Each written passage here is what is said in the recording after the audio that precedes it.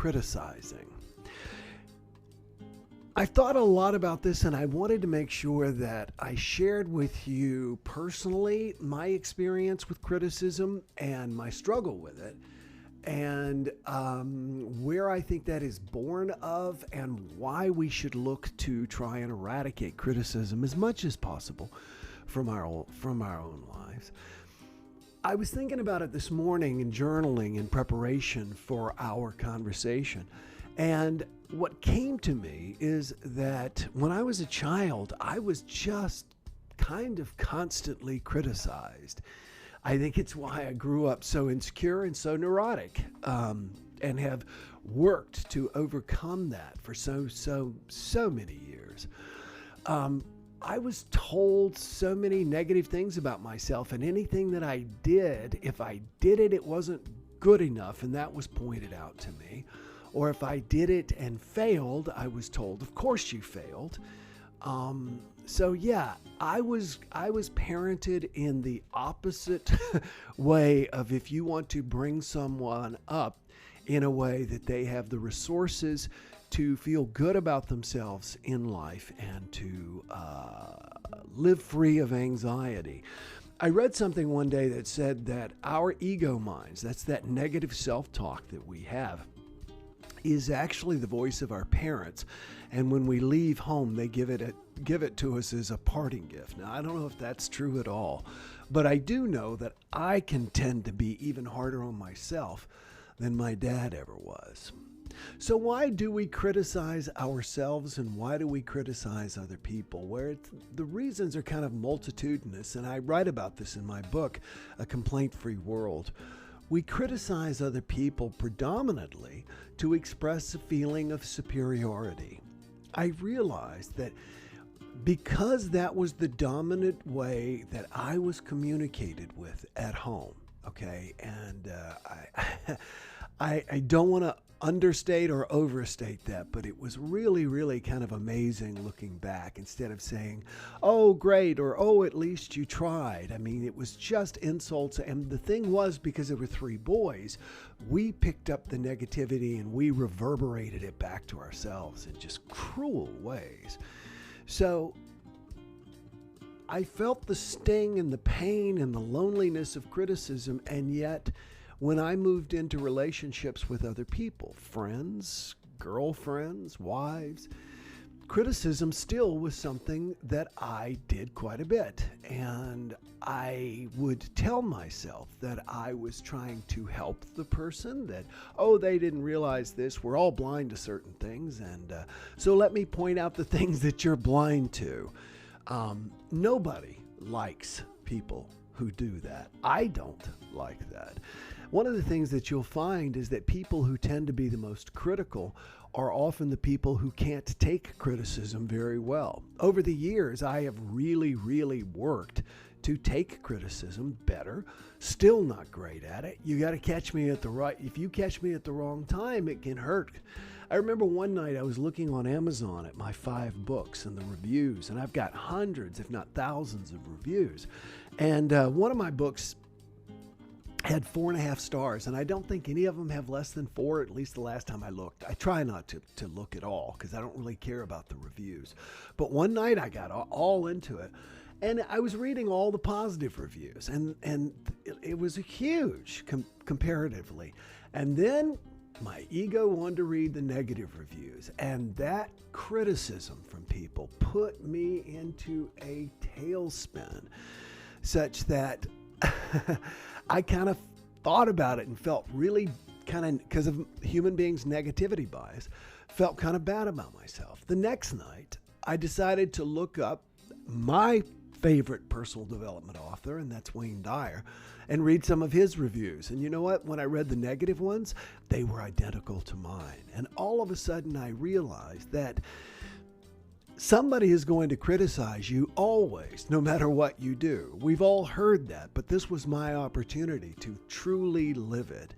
And people are going to criticize you. So sometimes you want to be criticized by the right people.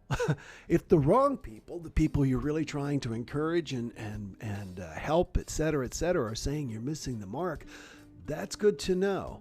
But to not receive some negativity is actually not a good thing. I read one time that if you're looking for a business and you look at two businesses and one has 10,000 reviews and the other has 10,000 reviews, one has 5 stars and the other one has 4.8 stars or something like that, you're more likely to call the one with less stars because, not low stars, but slightly less, because you feel that the reviews of that business are more genuine. So, I was thinking about the quote from Dale Carnegie this morning. Any fool can criticize, complain, and condemn, and most fools do. Now that's kind of flippant, I would say. I think the source of criticism is a double-edged sword. Let me explain to you what I mean by that. My dad criticized me, and I have criticized others, and others have criticized me, and others have criticized others. And in many cases, it is an act of trying to feel superior to the other person. I can remember a specific example with my, not surprising, ex-wife. We were talking about something, and she said, she was a yoga teacher, and she said something about getting everybody to lay on their mat. And I kind of giggled to myself, and she said, "What?" And I said, "Oh, I just remembered something. I remembered that a way to remember the difference between lie and lay. Okay, lie, you recline. Lay, you place. You lie, you lay down. I would lay my phone on the table, but I would lie back." And the way I said it was not as nice as I said it just then. It wasn't mean, but it was obviously kind of like, I think there was a note in my mind that you should know this. And what I realize is that I don't want someone to point out my mistakes unless I ask. Before I send out emails and books and ebooks and things like that, I always run it through a few people whom I trust to tell me if it's good. But I don't really want someone constantly telling me. None of us do. None of us do. None of us do. Now, here's the interesting thing. As I have learned to and continue to work to hold my tongue, because superiority, by the way, I didn't quite close that loop, is always born out of inferiority. Let me close that loop. When we are trying to act superior to other people, like I know something and you don't, the only reason that would drive that is a feeling of inferiority. So when we have a feeling that we need to criticize other people, it should be a glaring cue to us that we ourselves are feeling insecure and that we are trying to then act superior to another person rather. I was thinking of a quote from, it was Victor Hugo. Strong and bitter words indicate a weak cause. Strong and bitter words indicate a weak cause. When we're criticizing other people, it's often because we're having a feeling of inferiority within ourselves. Now, here's the interesting thing. We are loops. We are closed environments.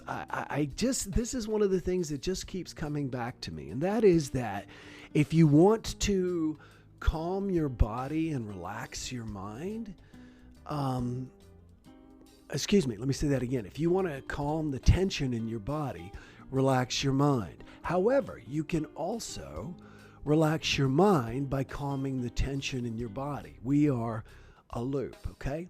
When we criticize other people, we actually don't feel better. We think we do. We get a little rush of superiority.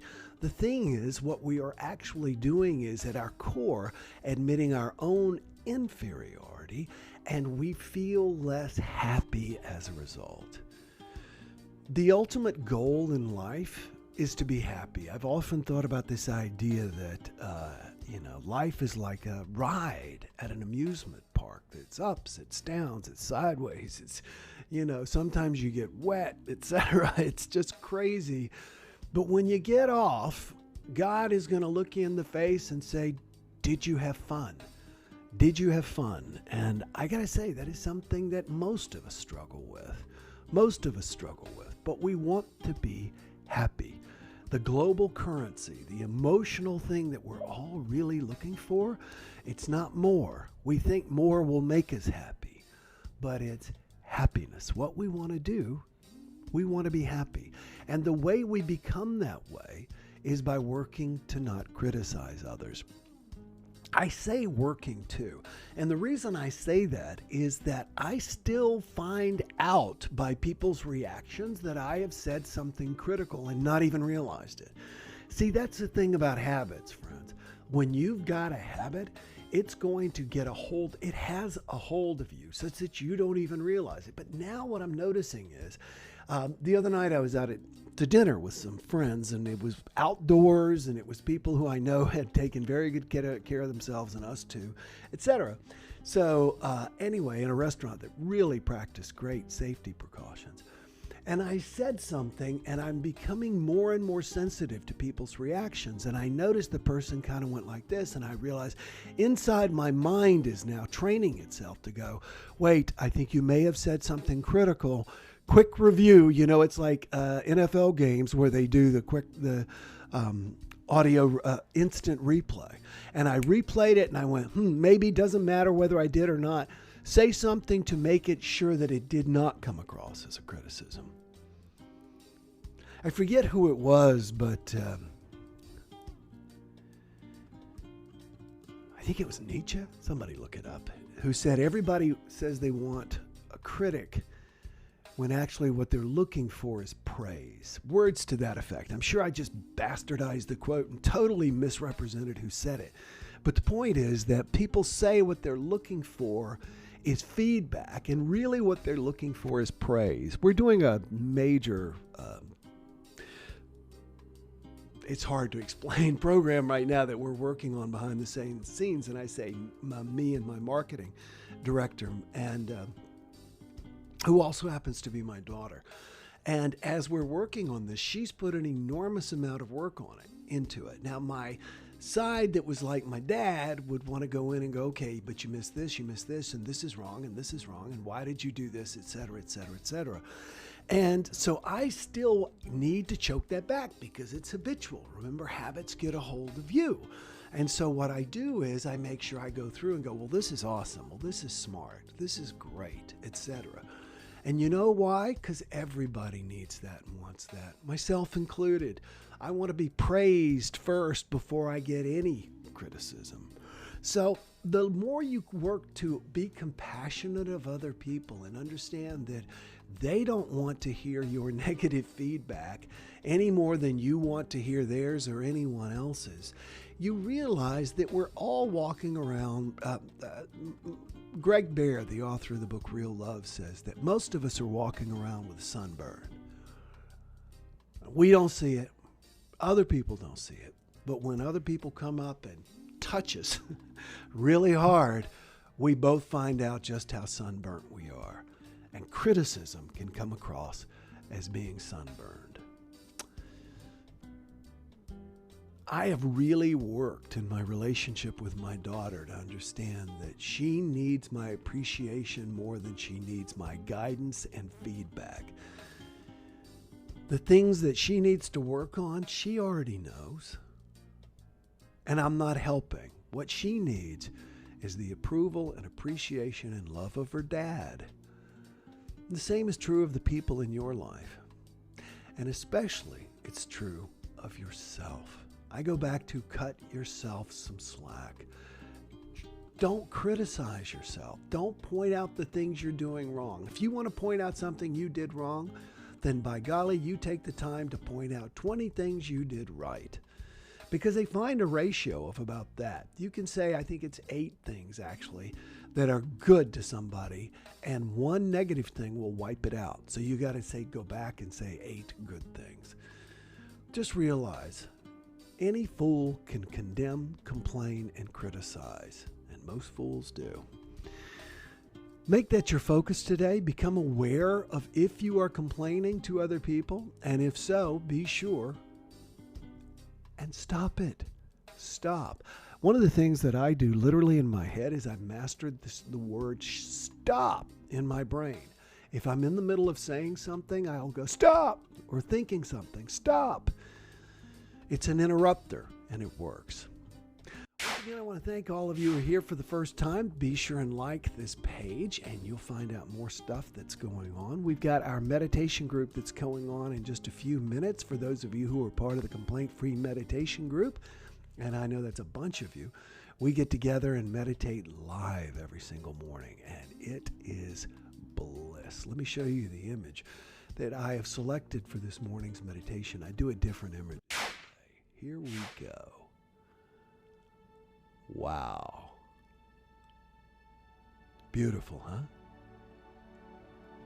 So, be sure and join us if you're a member, and if you're not, check out Complaint Free Meditation and join us again tomorrow. Tomorrow will be Friday, and we will catch up.